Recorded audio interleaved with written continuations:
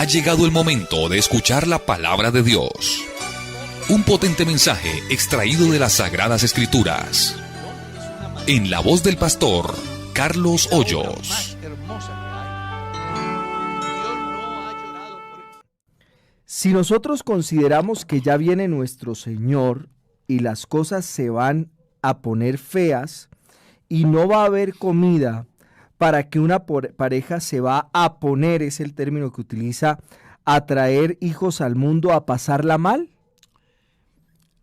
Ese pensamiento lo puede tener todo el que no tenga a Dios, pero el que tenga a Dios no piensa así. Joven fui y he envejecido. No he visto justo desamparado, ni su descendencia que mendigue pan. Ahora, con respecto a que la venida del Señor está cerca, es verdad. La Biblia dice así, un poquito y el que ha de venir vendrá. La Biblia dice, he aquí yo vengo pronto. La Biblia dice, a la hora que menos lo pensemos, el Hijo del Hombre vendrá. Pablo escribe en la carta a los tesalonicenses y dice, luego nosotros los que vivimos, los que habremos quedado hasta la venida del Señor. Pablo pensaba que la venida del Señor lo iba a encontrar vivo y que entonces no iría al sepulcro, sino que sería transformado. El problema no es que Dios mienta, sino que nosotros metemos a Dios en el tiempo nuestro. Y resulta que Dios no está sometido al tiempo como nosotros. Entonces, la Biblia da una explicación muy interesante en relación a eso. Él dice, 1000 años para el Señor son como un día. Y un día como 1000 años, o como 3 horas de la noche, que es una vigilia. Entonces, el hecho de que la Biblia diga que el Señor viene pronto no es igual a que usted se descuide con sus responsabilidades y con su proyecto de vida, porque imagínate que Pablo se hubiese descuidado, pues seguro que hubiese terminado como mendigo, ¿ya? Aquí lo que tenemos que entender es que uno es el tiempo nuestro y otro es el tiempo de Dios. ¿Y cuál es mi deber? Estar preparado para uno de 2 eventos de los cuales no escaparemos. La muerte. Sí, señor.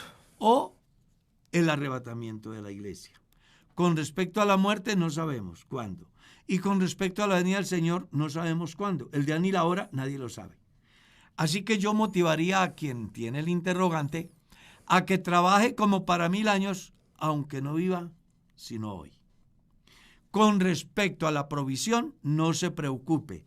Si Dios tiene cuidado de las aves, también cuidará de ti. Entonces, deje, o mejor más bien, no se afecte con relación al proceso de la procreación de manera negativa cuando usted tiene un Dios tan grande que la Biblia dice que de Él es la tierra y su plenitud, el mundo y los que en Él habitan. Si todo le pertenece a Él, ¿lo dejará morir a usted de hambre cuando Él es el dueño de todo? Entonces, si por eso no han pensado tener familia, los motivo para que arranquen hoy mismo y me llamen para presentar sus trillizos. Hermano Carlos, nos preguntan, por favor, ¿me puede aclarar este dilema? Me congrego en una congregación y el pastor bautizó al marido de la sobrina de su esposa. Uy, un enredo. El pastor bautizó al marido de la sobrina de su esposa. Un día me iba a imponer su mano y yo le dije que orara, pero que no me impusiera su mano. Luego le dije a su esposa que no me dejé imponer su mano, porque por ese ¿Por qué? Por ese motivo. Gracias por su respuesta. No entiendo la pregunta. Dice, el pastor bautizó al marido de la sobrina de su esposa y un día... del marido. El pastor bautizó a al esposo de la sobrina política. ¿Y qué tiene Bueno, que ver eso? Y luego, pues lo dice, pero ella no permitió que ese pastor le impusiera manos. La pregunta en esencia es, ¿fue un error que ella impidiera que su pastor le impusiera manos cuando fue a orar por ella? Pues, ¿Es un error no aceptar que el pastor imponga las manos sobre un feligrés cuando ora por él? Pues creo que sí, es un error no aceptar, porque de todas maneras el pastor es la autoridad, y si no hay una causa justificable que haga que yo me resista a ello, pues yo creo que sí está mal, porque Dios a través de la imposición de manos puede dar dones a las personas. En el campo ministerial, la Biblia habla que le son dados dones por la imposición de las manos del presbiterio.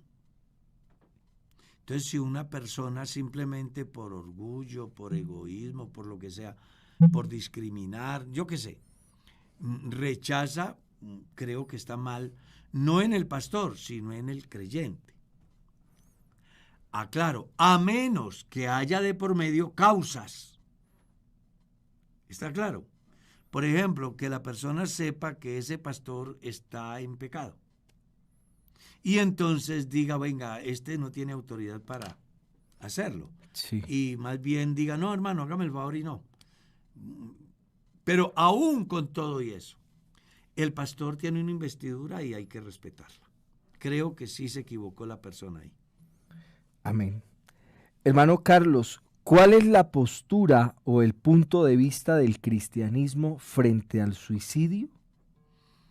Bueno, que la vida es sagrada, que nadie puede decidir sobre la vida, que solo hay uno que tiene el control y él es el que ha fijado el tiempo del hombre sobre la tierra.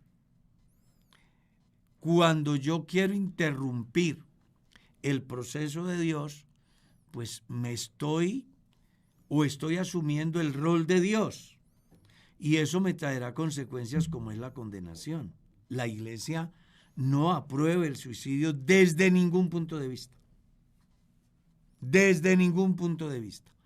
Entonces, ¿por qué? Porque la Biblia dice no matarás.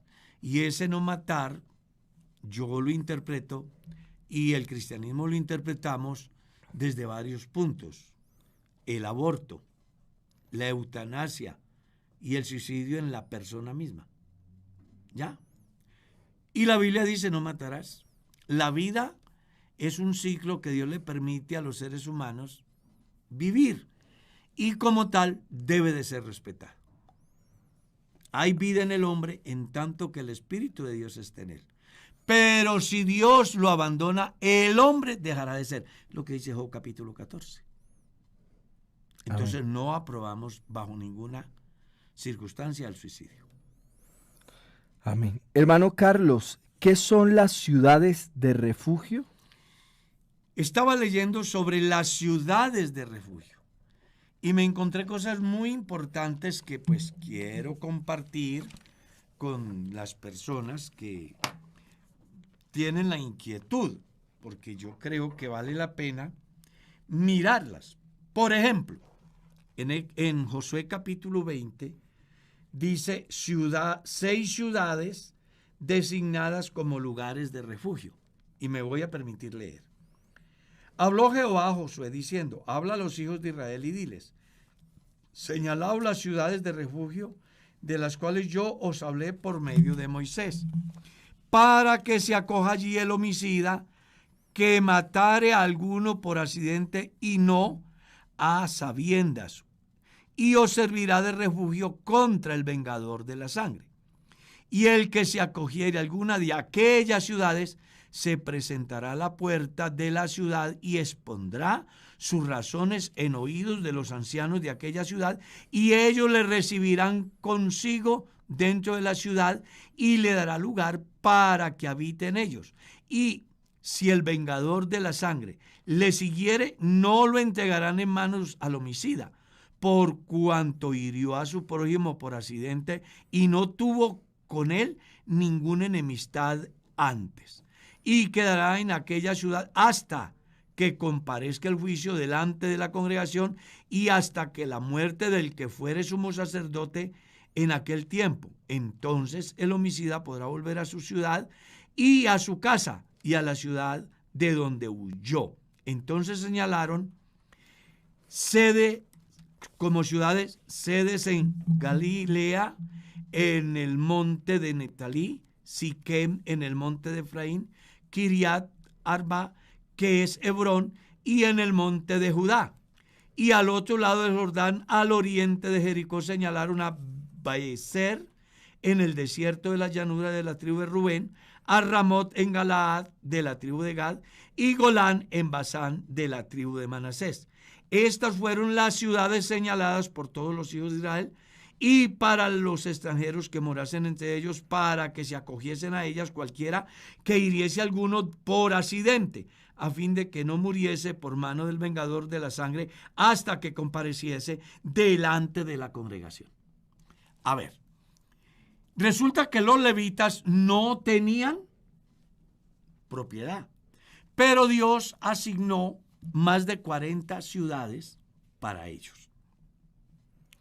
Y entre esas ciudades designó 6 que se llamaron ciudades de refugio. Estaban diseminadas en un equivalente de distancia suficiente como para que en el momento que se presentase la dificultad del homicida no culpable pudiese huir y encontrar el refugio para salvar su vida.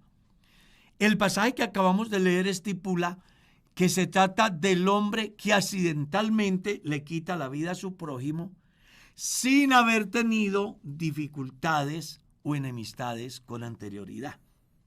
Entonces, ¿qué es lo que Dios dice?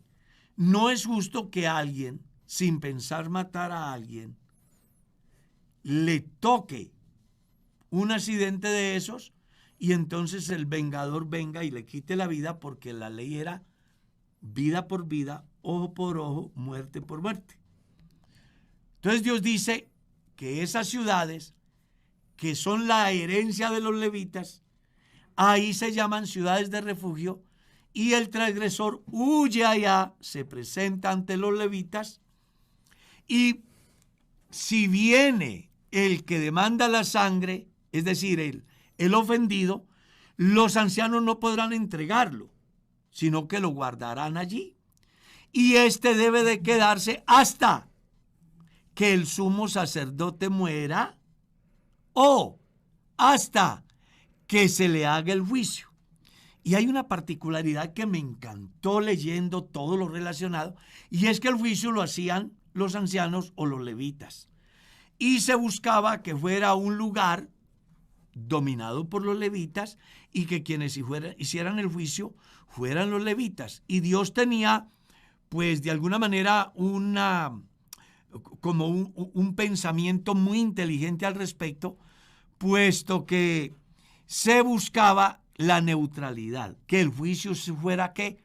Objetivo. Y como eran hombres que estaban llamados no solo a observar la ley, sino a enseñarla, la ley ya les había enseñado que tenían que hacer juicios con justicia, buscando con ello que al hacérsele el juicio al que está señalado de homicida, se haga justo y de esa manera pudiese salvar la vida el homicida no culpable. Ahora bien, si el homicida no culpable se salía de la ciudad, ojo, antes de que el sacerdote muriera o los levitas le hubiesen hecho el juicio y lo encontraba uno de los dolientes del difunto, entonces lo podían ejecutar y él no tendría ningún derecho por cuanto había salido del lugar donde Dios había provisto para que estuviese seguro.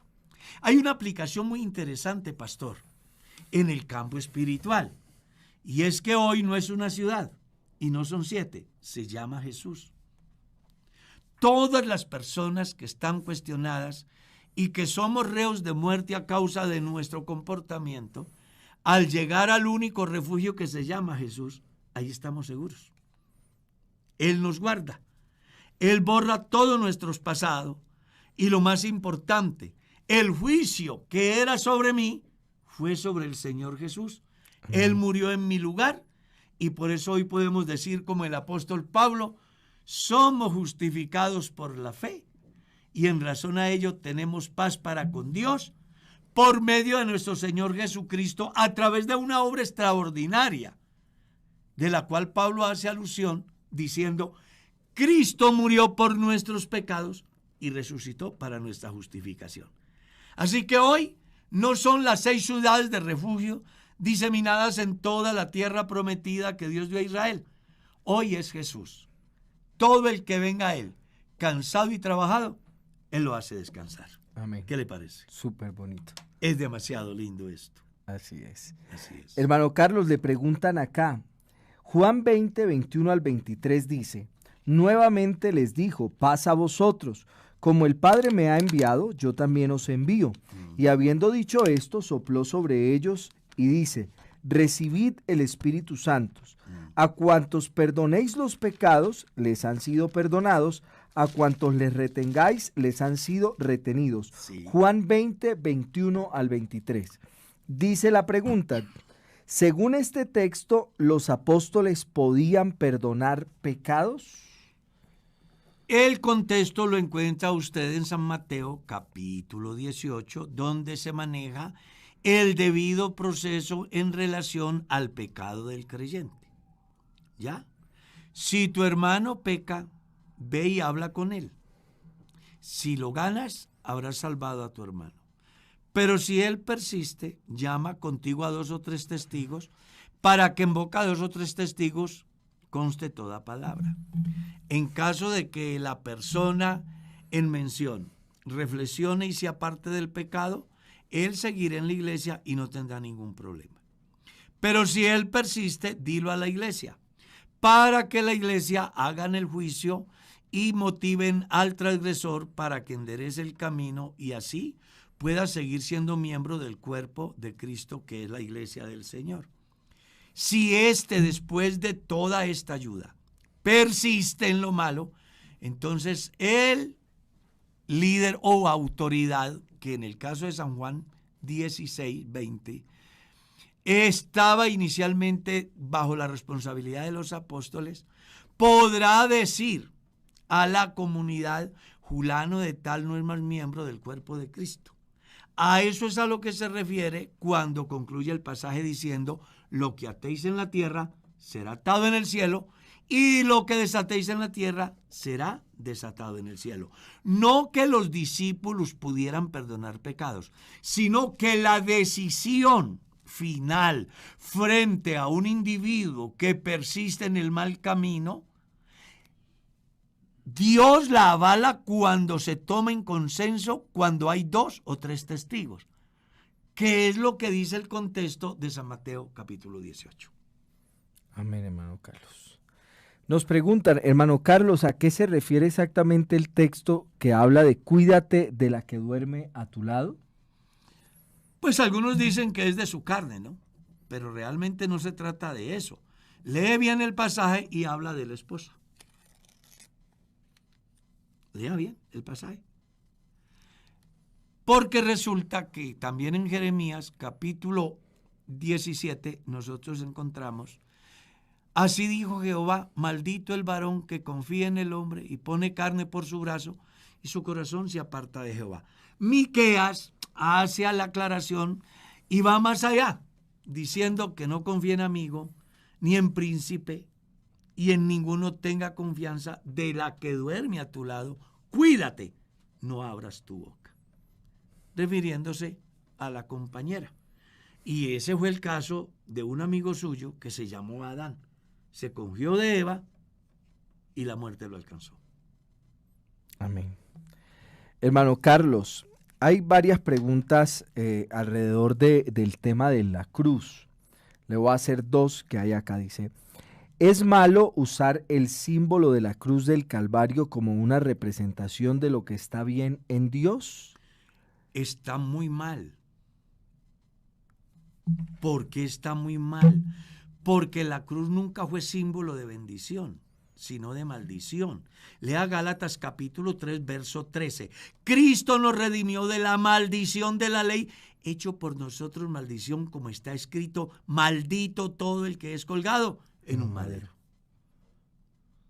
Entonces, la cruz para la comunidad de la cual Jesús es partícipe es el equivalente a la silla eléctrica entre los norteamericanos, ¿sí? O la inyección letal, o ser decapitado. Entonces, si fuera bendita la cruz, serían benditos los clavos, y también bendita la espada, y también bendita las manos que empuñaron la espada. La cruz siempre fue símbolo de muerte. Y por eso en la carta a los Gálatas leemos, capítulo 3, verso 13, Cristo nos redimió de esa maldición. Salomón decía en el libro de los Proverbios, todo el que madruga bendiciendo a su compañero en la mañana, por maldición le será contado, refiriéndose a ese fenómeno que utilizan los padres de familia y que utiliza la mayoría de los seres humanos que no conocen la gracia de Dios y que acuden a esa figura religiosa cuando realmente la cruz nada tiene que ver. La cruz fue siempre un símbolo de maldición. La importante de todo aquí no es la cruz, sino el que murió en la cruz, que nos redimió de tal manera que nosotros no muriéramos allá. Y entonces dice otra pregunta, ¿podría una iglesia del nombre poner una cruz al frente del templo para llamar la atención de que es una iglesia? Todo me es lícito, pero no todo conviene. La iglesia nuestra, hablo de la Iglesia Pentecostal Unida de Colombia, nunca, o por lo menos yo, en más de 50 años que llevo en la iglesia, lo he visto en la iglesia.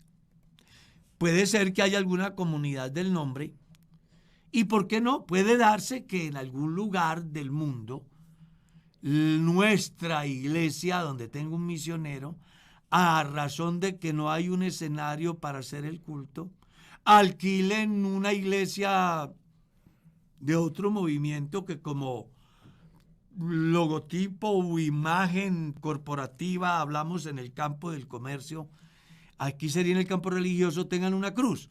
Pero eso no es igual a que la iglesia lo avale. Conozco casos de pastores de nuestra iglesia que hacen culto en una iglesia católica, por ejemplo. Claro. Porque no tienen dónde. Y resulta que el cura desocupa la iglesia y le dice al pastor, yo le alquilo el salón para que reúna su feligresía. Y el pastor llega y hace su culto, tapa todos esos ídolos y hace su culto. Pero igual, si no tapara los ídolos, tampoco pasaría nada, porque al final los que van al culto saben a quién adoran. Pero no es una filosofía de la iglesia tener figuras que identifiquen al cristianismo con Dios, porque nosotros tenemos claro lo que dice el Éxodo capítulo 20. Habló Jehová a Moisés diciendo, yo soy Jehová tu Dios que te sacó de la tierra de Egipto, de casa de servidumbre. No tendrás dioses ajenos delante de mí. No te harás imagen ni ninguna semejanza.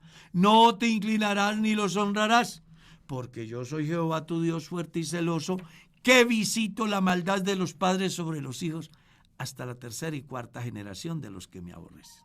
Amén. Hermano Carlos, nos hacen una pregunta acá vía Facebook que dice, Dios les bendiga, una pregunta. ¿Por qué la Iglesia de los Estados Unidos celebra la Navidad indicando que celebran la vida de Jesús? ¿Está mal esa postura de esa organización? En cuanto a eso, unos hermanos de allá me dijeron que celebrar la Navidad era igual a celebrar unos cumpleaños, ya que los cumpleaños también se podrían tomar como una celebración pagana.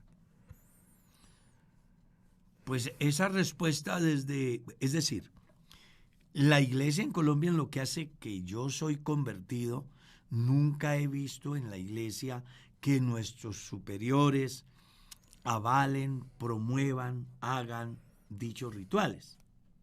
Ahora, si lo hacen en Estados Unidos es asunto de ellos. Con respecto a que si está bien o está mal, pues en mi caso personal hablo de una manera muy subjetiva, muy personal. Yo no comparto dicha idea, pero respeto lo que los demás hagan. Cada uno dará cuenta a Dios.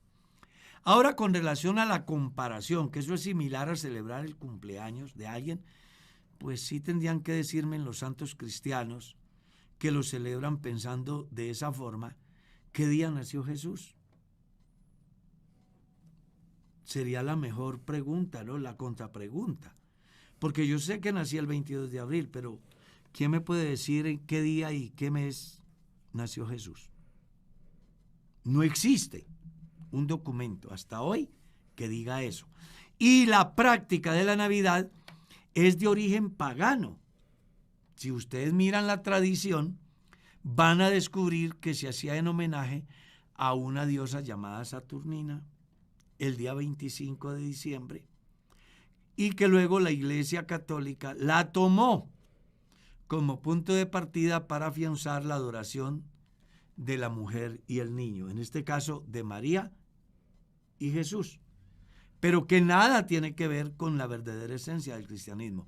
Pero sin embargo, en alguna iglesia, en alguna parte del mundo lo hacen, pues yo respeto, porque creo que Dios no me ha puesto como juez. Simplemente digo lo que pasa en nuestro país y lo que pasa en las iglesias donde nuestra organización tiene misioneros. Yo he estado en Europa, he estado en Brasil, he estado en Perú, he estado en Ecuador, he estado en Venezuela, he estado en Bolivia, y en ninguno de esos países donde la iglesia tiene su misión veo que celebren la Navidad. Amén. Hermano Carlos, esta es una pregunta bastante amplia. Mi pastor, siempre he querido hacerle esta pregunta. En el campo de interpretación de lenguas, como dice en la Biblia, ¿cómo aplica? En los 31 años de bautizado que tengo, nunca he visto a un hermano o hermana interpretar las lenguas como le dice la Biblia, porque yo a veces hablo en lenguas y no entiendo lo que digo. ¿Será que habrá algún hermano que interprete las lenguas que yo hablo o que interprete la de algún hermano en la iglesia? Es que no entiendo. A la fecha nunca he visto un hermano que interprete una lengua. ¿O es que no lo estoy entendiendo bien? Por favor, explíqueme, mi hermano querido, cómo aplico esto en este ciclo. Bueno, ahí hay mucho que decir y difícil de explicar. Pero vamos a tratar de aclararlo a la luz de la Biblia. Cuando la Biblia habla del don de lenguas y del don de interpretar lenguas, pues ya usted sabe que es un don. 2, con respecto a la interpretación, tenía una razón. ¿Cuál? Es que la iglesia tenía 60 años de establecida en la tierra. Y en consecuencia no existía una hoja de ruta escrita como la que tenemos hoy que se llama la Biblia. Y en el caso nuestro, el Nuevo Testamento y las cartas. Entonces los cristianos se reunían sin Biblia y esperaban que se dieran fenómenos sobrenaturales por el Espíritu Santo a través de los dones que podía ser profecía, que podía ser don de lenguas y en consecuencia la interpretación de las lenguas. La iglesia de Corinto se dedicó mucho a las lenguas. Y entonces Pablo, en el capítulo 14, les dice que no está malo que hablen en lenguas, pero que es mejor que profeticen, porque las personas que van al culto necesitan recibir una enseñanza que los edifique para la vida eterna. Pero si todos hablan en lenguas, aunque el individuo en sí mismo sienta una incentivación de parte de Dios en el sentido de que Dios está en él y él está siendo testigo y prueba de eso es el gozo de hablar en lenguas, la verdad es que lo que está diciendo no trae resultados a su entorno, al auditorio. Y la idea de Dios es que lo que se haga en el escenario repercuta en beneficio de los congregados. En razón a eso es que él dice, es mejor que profetice, porque el que habla en lenguas a sí mismo se edifica, pero el que profetiza edifica a todos. ¿Cuál era la diferencia? Que el que hablaba en lenguas usaba o podía tener un mensaje importante, pero las personas que estaban en el recinto no tenían la capacidad de entenderla y entonces por eso habla de la necesidad de un intérprete para que fulano habla en lenguas, fulano interpreta y en consecuencia los otros fulanos sean edificados. En razón a eso es que Pablo dice, es mejor que profetice, porque el que profetiza va a hablar en la lengua que habla el pueblo. Entonces le va a transmitir el mensaje de Dios de una manera directa al pueblo, sin que se quede en el camino por causa de las lenguas. Entonces, las lenguas tuvieron lo que fue el don de lenguas. Y la interpretación de lenguas tuvieron un papel muy importante en el primer siglo, en tanto que se organiza todo lo relacionado del Nuevo Testamento. Alguien dirá, ¿entonces hoy no hay que hablar en lenguas? Sí. ¿Hoy no puede darse la interpretación de lenguas? Sí. Yo estuve en un evento donde Dios, a través de uno de nuestros pastores, hablaba en lenguas y había otro que le interpretaba y había un mensaje exclusivo en un momento determinante en la vida de la iglesia. Dios puede hacerlo, Él es soberano, pero hoy los cristianos no debemos de estar esperando tanto que nos hablen en lenguas y alguien interprete, o que alguien tenga que esperar un telegrama del cielo de manera profética para hacernos saber lo que Dios quiere de nosotros, cuando ya el mismo apóstol ha dejado plasmado en la Escritura, tenemos la palabra profética más segura. Más segura. Entonces vamos a tratar de no generar confusión. ¿Se debe hablar o se puede hablar en lenguas hoy? Sí. ¿Puede darse la interpretación de lengua? Sí, pero no es común. Porque ya tenemos una herramienta más desarrollada a nuestro alcance que se llama la palabra profética más segura.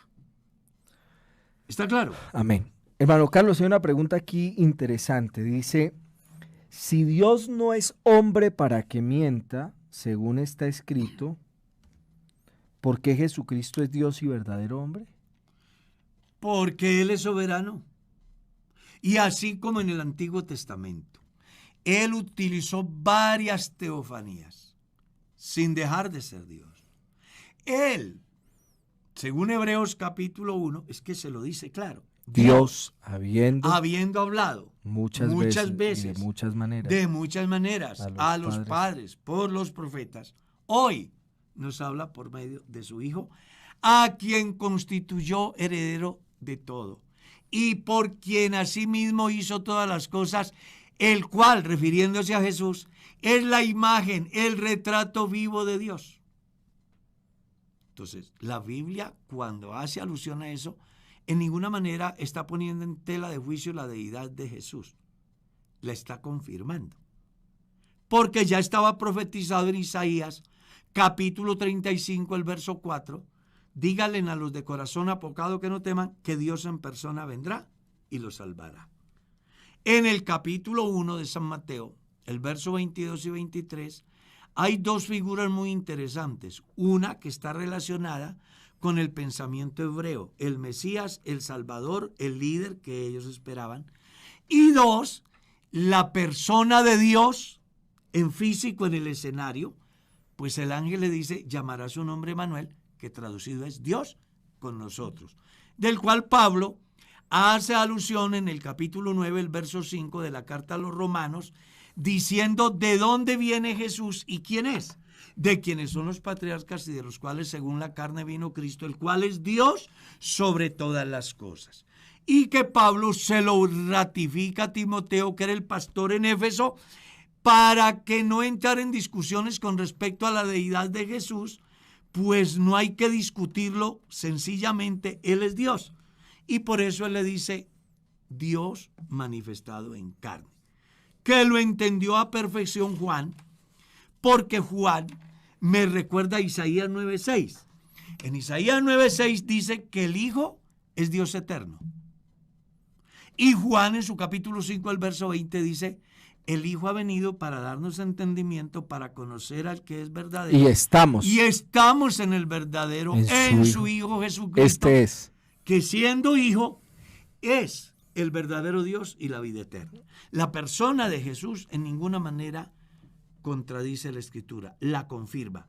Lo que era un proyecto en la eternidad pasada se ha hecho real en el tiempo presente, en la persona de Jesús, Dios con nosotros.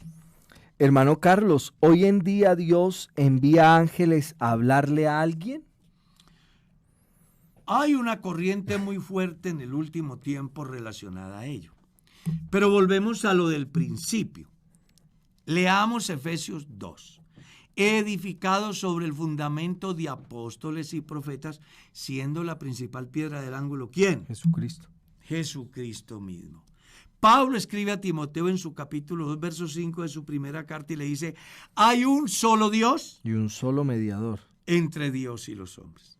Los ángeles son mensajeros de Dios que cumplieron una función muy especial en el desarrollo de la obra de Dios en el Antiguo Testamento, como también en el desarrollo de la obra de Dios en el Nuevo Testamento, hasta que se ha recopilado el canon del Nuevo Testamento. Después de ahí para acá, no existen evidencias de ángeles que se conviertan en mensajeros o en intermediarios, porque eso iría en contravía de lo que ya hemos leído con anterioridad. Ahora la mejor manera de profesar la fe no es pensando en el ángel Julano o el arcángel Perano, porque al final servidores son. Y vino uno que es superior a todos ellos y que dijo una palabra clave: no he venido para ser servido, Sino para servir. para servir. Entonces los cristianos en el último tiempo tenemos como el verdadero mensaje la Biblia, la palabra de Dios. Y como el verdadero mensajero real, Jesucristo, a través de la revelación en la vida apostólica que hoy encontramos registradas en las Sagradas Escrituras, como también ya leemos, ninguna de las Escrituras es de interpretación privada, sino que los santos hombres de Dios hablaron siendo inspirados por el Espíritu Santo para que nosotros pudiésemos alcanzar a entender la realidad, como también se hace visible la luz en la mañana hasta que el día es perfecto. Amén. Teniendo la palabra profética más segura, a la cual hacemos bien en atender, porque ella nos alumbra como una antorcha en la oscuridad, hasta que el día esclarezca y el lucero de la mañana resplandezca en vuestros corazones. Amén. Hermano Carlos, ¿cómo puede un hijo de Dios, una vez perdonado, convertido, santificado por Jesucristo nuestro Señor, mantener una buena conducta y vencer la lujuria, la lascivia de vista, pensamientos y palabras? Gálatas capítulo 5, el verso 22, en lo adelante le dice cómo. ¿Sí? Los que son de Cristo han crucificado su carne con sus pasiones y deseos. La mejor manera de vencer nuestros deseos es estando crucificado juntamente con Cristo. Como dijo Pablo, crucificado juntamente estoy con Cristo y ya no vivo yo, Cristo vive en mí. Y para lograrlo debe de darse lo que está escrito en Romanos capítulo 6, cuando dice que el viejo hombre fue sepultado con todas nuestras pasiones y deseos.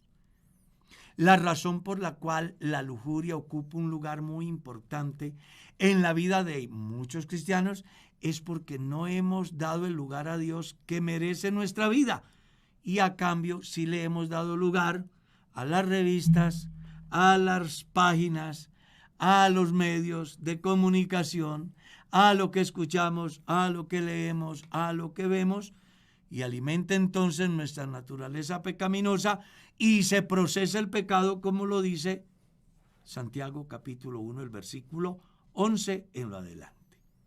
Entonces, ¿quieres vencer todo ello?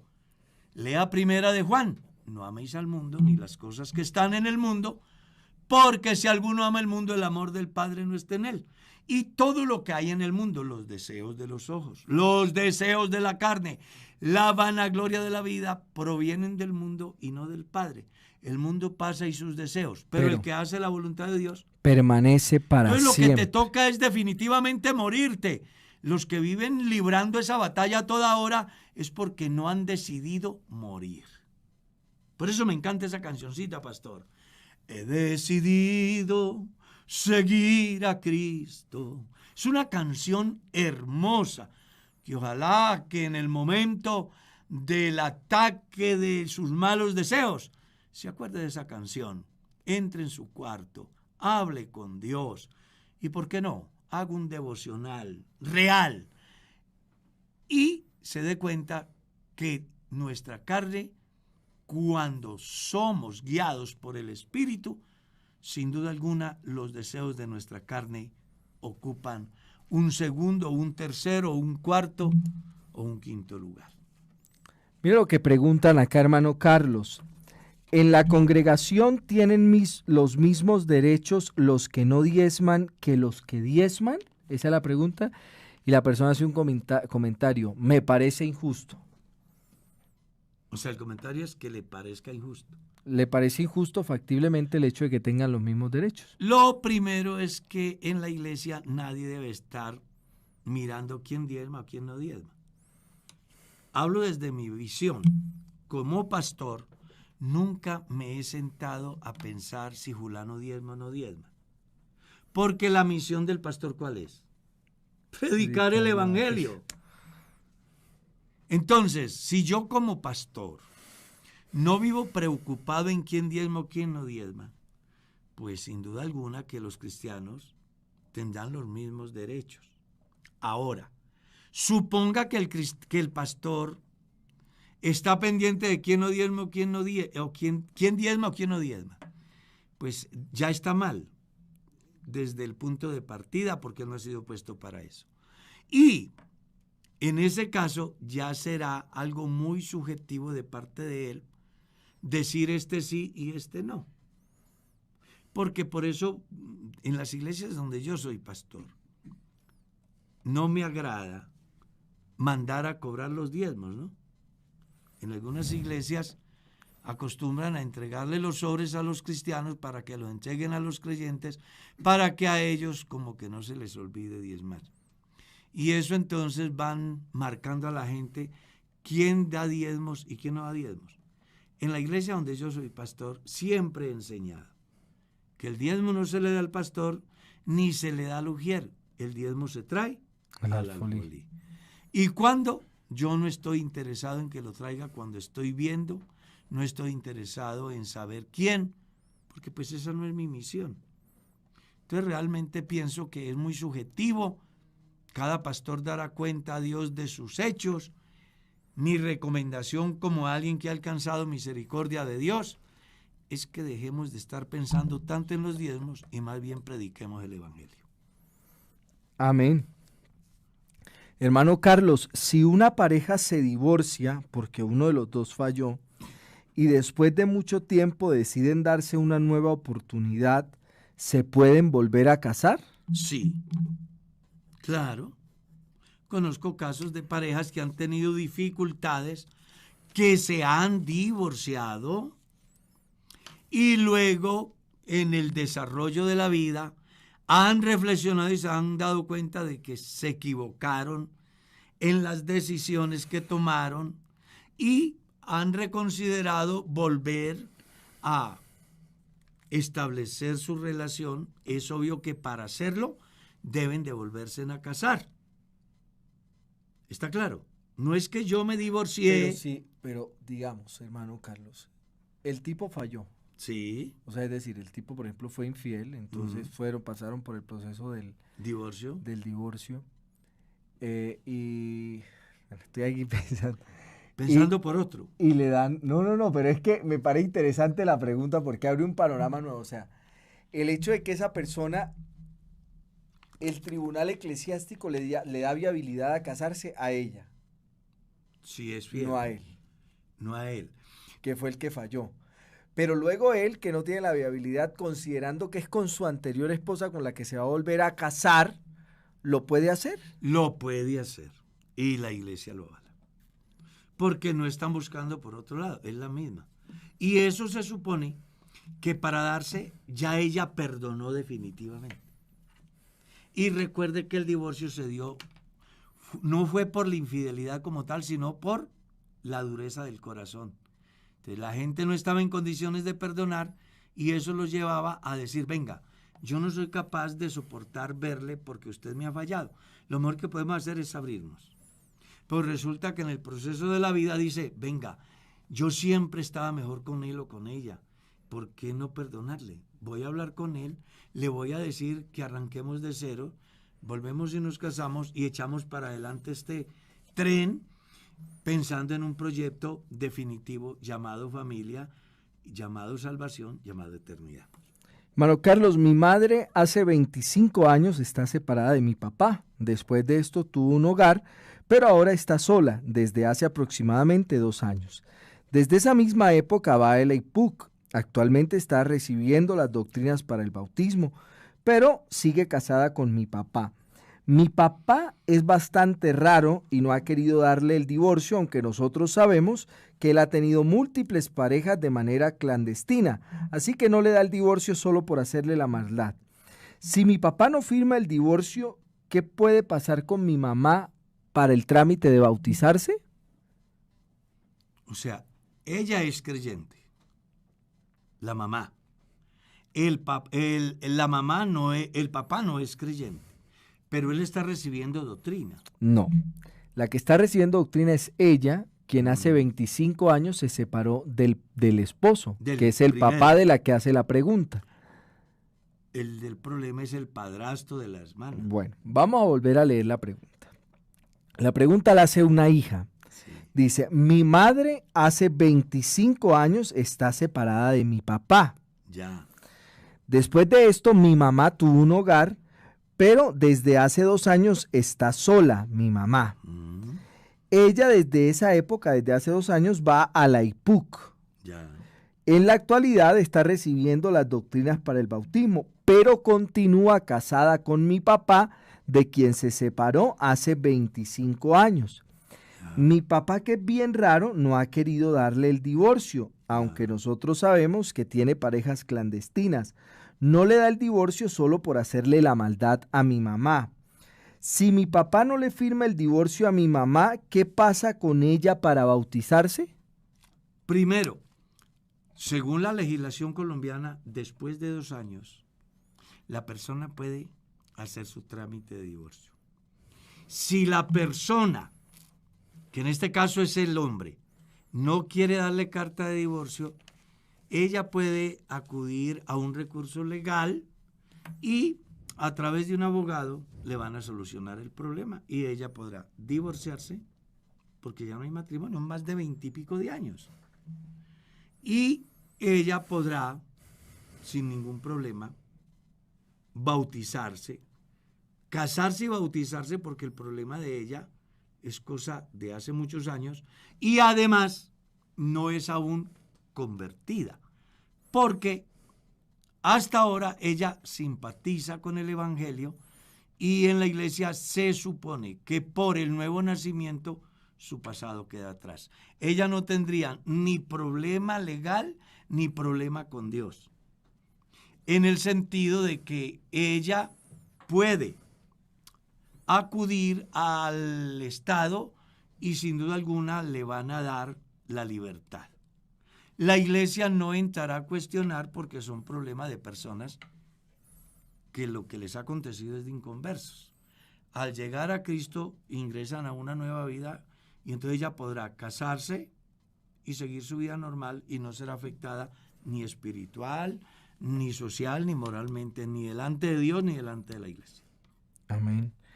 Hermano Carlos, ¿me podría explicar por favor el Salmo 51, verso 5? He aquí en maldad he sido formado y en pecado me concibió mi madre. Debes de leer todo el Salmo. El Salmo es el reconocimiento de un hombre que peca y que no culpa a los demás. Y en esa oración exterioriza la vileza de él, lo indigno que es del favor y de la misericordia de Dios. Y parte de su concepción. Entonces el texto lo que está diciendo es que David es el resultado de una violación o de un ratico que quiso pasar su mamá. Y por eso él se considera así. ¿Está claro? ¿Por qué? Porque entenderlo de otra manera entonces sería decir que el matrimonio no es aprobado por Dios. Cuando la Biblia dice honroso es en todos el matrimonio de lechos y mancilla. Los hijos nacidos de un matrimonio dice que son herencias de Jehová. ¿Cómo pues David dice que fui formado en maldad y en pecado me concibió mi madre? Está diciendo que él es un hijo, en el lenguaje de hoy, tal vez no quepa, según las nuevas normas, pero en el lenguaje bíblico era simplemente un hijo natural. ¿Y cómo se puede explicar? Bueno, mirando el oficio. Los hermanos de David eran generales, eran altos dignatarios del Estado. David cuidaba ovejas, que era uno de los trabajos menos dignos en una familia importante como era la familia de Isaí. Amén, hermano Carlos. ¿Me podría por favor explicar Juan 14:23? Juan 14:23. Vamos a leer a ver, porque yo, como te dije ahora, no me he podido aprender la Biblia. ¿Qué problema? ¿Eh? Y terminaré mis días y no alcanzaré, porque es que esto es una maravilla. Respondiendo Jesús le dijo: el que me ama mi palabra guardará, y mi Padre le amará, y vendremos a él y haremos morada con él. No entiendo qué no entiende. La pregunta es alrededor del plural que se utiliza ahí. Vendremos bueno. Y haremos. Los plurales en la Biblia se dan por circunstancias que en cada etapa de su historia aparecen según el entorno en que se da el pasaje. Si usted lee bien el Evangelio de Juan, es el Evangelio que más habla de la deidad de Jesús. Pero como se trata a una comunidad que, fundamentados en la ley, requerían de testigos, por eso en Juan capítulo 8 van a encontrar cuando él dice: yo soy el que doy testimonio de mí mismo y el Padre que me envió da testimonio de mí. Buscando con ello sostener la tesis de que Jesús no es un aparecido. Hay unos antecedentes y Jesús quiere mostrarles a ellos de dónde viene y qué es lo que él hace para que la fe del pueblo esté cimentada en una realidad sustentada no por un solo individuo. Pues la misma ley decía que si no hay 2 o 3 testigos, pues carece de importancia cualquier decisión jurídica que se tomara a favor o en contra de alguien. Jesús está manejando esa figura para hacer ver que definitivamente él es el personaje que el pueblo espera. Amén. El tiempo se fue. Hermano Carlos.